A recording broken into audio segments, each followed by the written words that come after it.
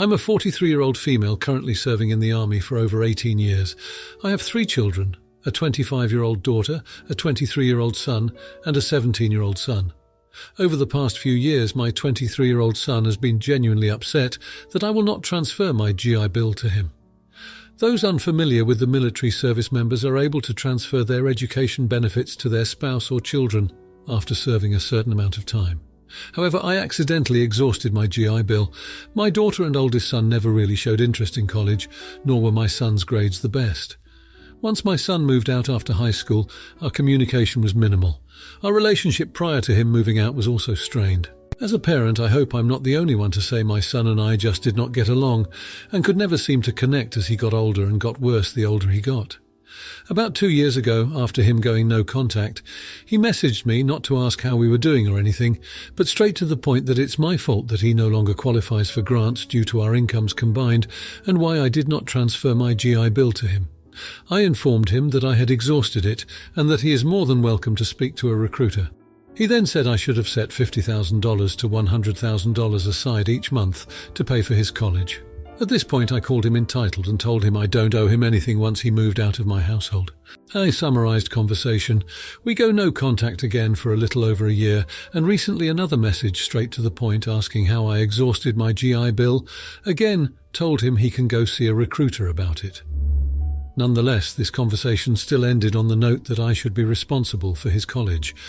Let it be clear, before I joined the army, I was a single parent, having my first child at 17, living in poverty, making less than $11,000 a year. I joined the army at 25. Paying for college tuition out of pocket was never an option. I did the best I could as a parent, and I know I would never win Mother of the Year. In both conversations, I did apologize for the mistakes I made along the way, as it's clear they bother him, but this conversation ended with him stating he does not view me as his mother and blocked me on everything. He made it clear to his sister that he does not view me as his mother and I am nothing more than an egg donor. It is time for me to update my life insurance and do a will, and I'm considering excluding him. Would I be the idiot? Now, for a few comments before the update. Comment 1. I'm going to go with everyone sucks here. You have no obligation to support him after he moves out, and also cut contact with him. He's an adult, he made his choices. As an adult, he needs to step up and support himself. However, from what I've read, you are not far from fault here either. From the sounds of it, you joined the army when you have a child, and as far as I understand, that takes up a lot of your time. So not only did you go into an organization that takes away from being a mother, you had 3 kids total, and him being the middle. The whole middle child syndrome comes to mind. It sounds like you had limited time with him to begin with, and you spread it thin with 3 kids and being in the service. Also, what you said about your parenting, you didn't seem to try and connect with him, just punished him. It doesn't seem like you built a relationship with him or cared to. And you wonder why he doesn't want a relationship with you. You may have apologized for being a bad mother, but those are only words. I'm not saying you need to give him money to say you love him, but you sure the hell are not doing anything to make that apology genuine. Comment 2. I'll probably be downvoted, but here goes anyways. You're the idiot. You admitted you were a bad parent, and you yourself said you were a child raising a child while it's within your right to have as many children you want. But once you realized the responsibility of having one child, you should have at least spaced out the other 2. Again, it's your right to have children, but then don't go making excuses for your inability to pay for their upbringing. As a good parent, it was your duty to set aside some money for their education. And 23 and even 25 isn't considered old to go for education. And you're telling me if you loved your children, you couldn't put away a few dollars for their education. And holding a 23-year-old to his words, and that too a second time, that means he cut you off at 21. Yeah, there is definitely more going on here than you're letting on. Comment 3. It is time for me to update my life insurance and do a will, and I am considering excluding him. Do it. He can't cut you out of his life and then demand that you give him something later. Not the idiot, he can't have it both ways. If he wants money for college, he can talk to a recruiter, get a loan or pay his own way, or get a scholarship just like I did. Edit. I'm not saying the OP is a saint. The OP could be a major AH. But that's not the question being asked. The question being asked is, should the OP cut them out of their will if the kid has cut the OP out of their life? That's it. That's what I answered. Keep your whataboutisms on topic. Now, for the update, It's been an intense few months since my son and I had our falling out over the GI Bill and college funding. I spent many sleepless nights wondering if I would ever mend the relationship with my eldest. The advice and support from this community helped me more than words can say. Well, I never expected what happened next. My son reached out to me last week. It was a simple text at first. "Can we talk?" My heart skipped a beat. I agreed, and we decided to meet at a quiet cafe halfway between our places. He was waiting when I got there, and I braced myself for anything. We sat down with our coffees, and he took a deep breath. He apologized. He told me he'd been doing a lot of thinking and realized how unfair he'd been to me. He'd started volunteering at a veterans aid organization where he met other veterans and heard their stories. It opened his eyes to the sacrifices people in the military make and the complexities they face with family life. He admitted to feeling entitled about the GI Bill and acknowledged that he never considered the pressure I was under as a single mum in the military. We both teared up as he said he was proud of me and sorry for cutting me off. It was my turn to say I was sorry for any pain I'd caused and that I wished things could have been different with his education. It was an honest, raw conversation, one I'd been longing for since the day he shut me out. The biggest surprise came when he told me he'd decided to enroll in a local community college. He's working part-time to support himself and is determined to get his degree without putting financial strain on either of us. He's not looking for any assistance from me. He just wanted to rebuild our relationship. I can't describe the relief and joy I felt at that moment. We spent hours catching up and planning to spend more time together. I expressed how proud I was of his decision and his maturity. As for the life insurance and will, well, that's on hold. I don't feel that excluding him is the right thing to do anymore. We've started to heal, and that's worth far more than any policy. This isn't the end, of course. We have a long way to go, but it's a new beginning. I'm hopeful for the future now. Thanks again to everyone who offered advice and shared their own stories. It really made a difference. Now for the comments. Comment 1. Not the idiot. It's clear from your story that both you and your son have been through a complex emotional journey. The falling out over college funding and the GI Bill was undoubtedly painful for both sides. But what stands out is the maturity and growth displayed, particularly by your son. By apologizing and showing an understanding of your sacrifices, he's demonstrated his willingness to take responsibility for his actions and to acknowledge the realities of your situation. His decision to enroll in a local community college on his own is a testament to his character and shows a respect for your financial boundaries. Furthermore, by deciding to put the life insurance and will issue on hold, you've shown a willingness to mend the relationship and to not let financial disagreements define your bond with your son. It's heartening to see a family come back from the brink of estrangement and work towards a healthier, mutually respectful relationship. Keep fostering open communication and understanding, and your relationship will likely continue to improve. Comment 2. Not the idiot. Your approach to this sensitive situation has been incredibly thoughtful and responsible. As a single mum who served in the military, it's clear that you've made significant sacrifices and faced tough decisions regarding your son's education funding. The fact that your son has come to realize this and has taken steps to mend your relationship by enrolling in community college on his own initiative is commendable. It's important to recognize that healing a relationship takes time and effort from both parties involved. By being open to your son's apology and showing flexibility regarding your life insurance and will, you are engaging in a process of reconciliation that many families struggle to find.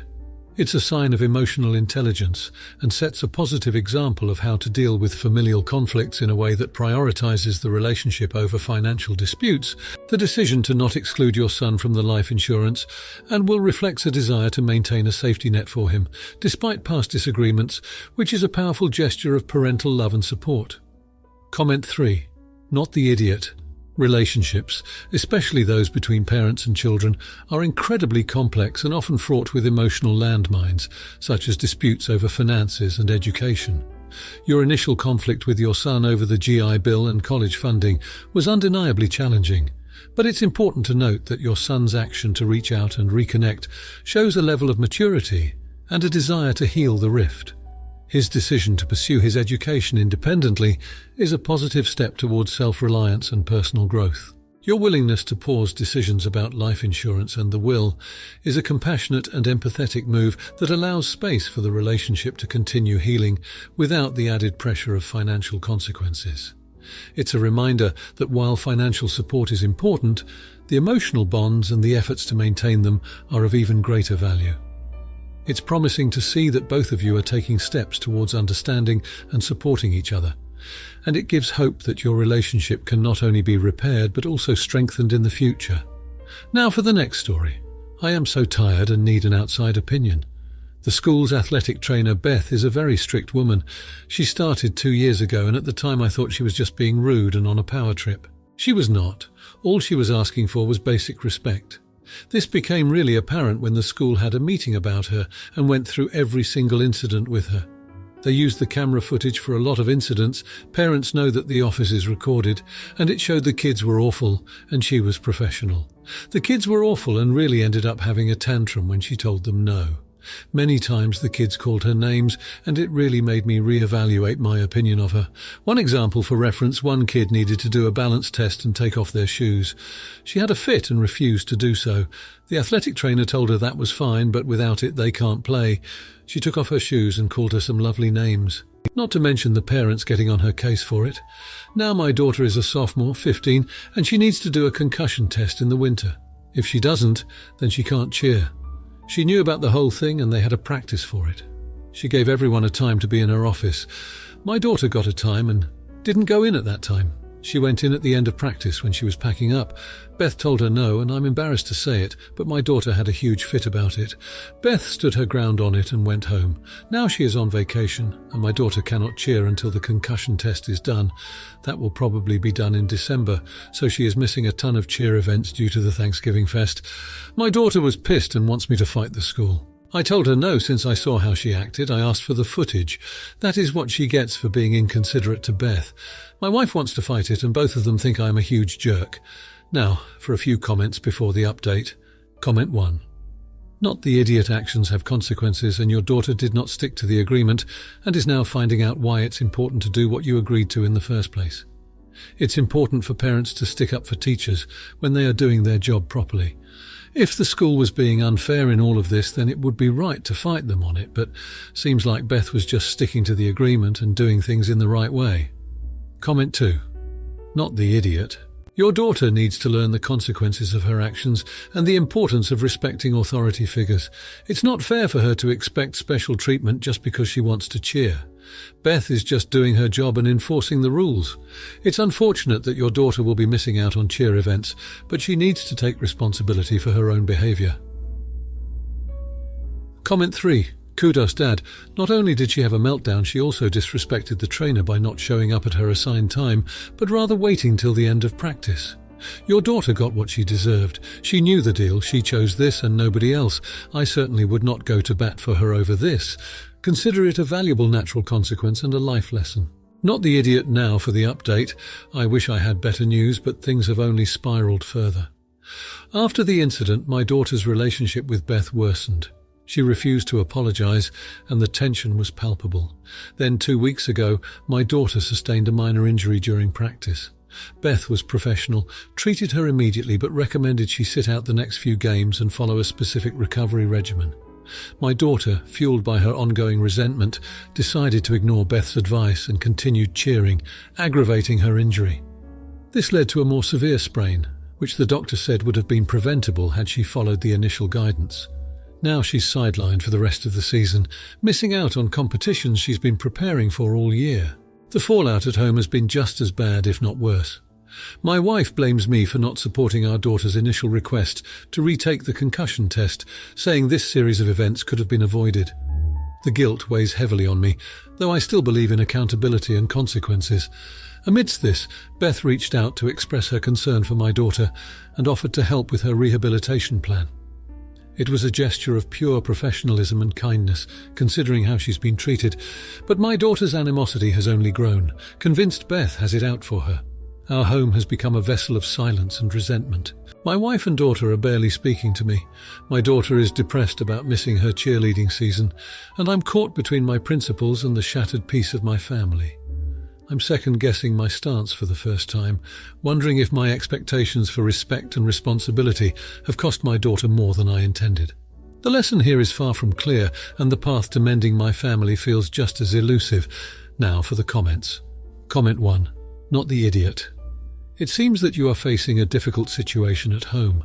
However, based on the information provided, it appears that your daughter made a decision against medical advice, which unfortunately led to her worsening her injury. It's important for children, especially those involved in sports, to understand the significance of following the guidance of medical professionals like athletic trainers, who are there to protect their health and well-being. While it's understandable that your daughter is upset about being sidelined, it is also a learning opportunity about accountability and the consequences of one's actions. Your wife's reaction, blaming you for not supporting your daughter's initial request, suggests that there might be underlying communication issues within your family. It's not clear what the initial request was, but if it was to disregard Beth's professional advice, then supporting it might not have been in your daughter's best interest. It's essential to support your children, but it's also crucial to guide them towards making informed and responsible decisions. You're not a jerk for expecting your daughter to respect and follow the advice of a healthcare professional. Beth's attempt to reach out and offer help is a gesture of goodwill and professionalism. Encouraging your daughter to reconcile with Beth and accept her help could not only aid in her physical recovery, but also teach her a valuable lesson in humility and forgiveness. The silence and resentment in your family might be challenging, but it could be an opportunity for all of you to have an open and honest conversation about respect, communication, and the importance of making decisions that prioritize long-term health over short-term desires. Comment 2. No idiots here. The situation you're describing is tough, and it's evident that tensions are high. Your daughter is likely feeling a mix of embarrassment, frustration, and disappointment at being unable to participate in her sport, and these feelings can manifest as resentment towards those she perceives as responsible, including Beth and perhaps you. It's not uncommon for injured athletes to experience such emotions, and it doesn't necessarily make anyone the asshole. It's just a challenging circumstance. It's worth considering how the pressure to perform and be part of a team can sometimes lead athletes to make poor decisions regarding their health. Your daughter may have felt compelled to continue cheering despite her injury because of a strong sense of commitment or fear of letting down her team. This mindset, while admirable in its dedication, can be detrimental to an athlete's health. It may be beneficial to have a discussion with your daughter about balancing her passion for the sport with the necessity of self-care and listening to her body. Moreover, your wife's reaction could be rooted in a protective instinct, wanting to shield your daughter from pain and disappointment. Comment 3. Everyone sucks here. It's clear that the incident has caused a rift within your family, and everyone seems to be handling the situation poorly. Your daughter's decision to ignore Beth's advice was misguided. But as a parent, it was your responsibility to provide guidance. If you were aware that she was going against medical advice and chose not to intervene, then you share in the responsibility for the outcome. It's important to support your children's autonomy, but that doesn't mean stepping back entirely when they're making decisions that could harm their health. Your wife's blame towards you seems to indicate that there's more to the story. It suggests that perhaps there were earlier signs that your daughter needed more support or intervention from you as a parent.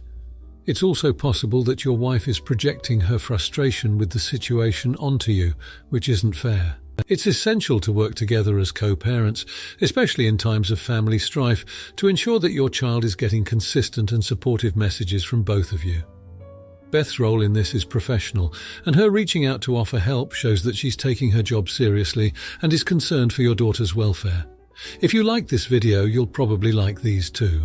Also, while you're here, please consider subscribing. It's your support that keeps this channel alive and allows me to make better and longer videos. Have a great day.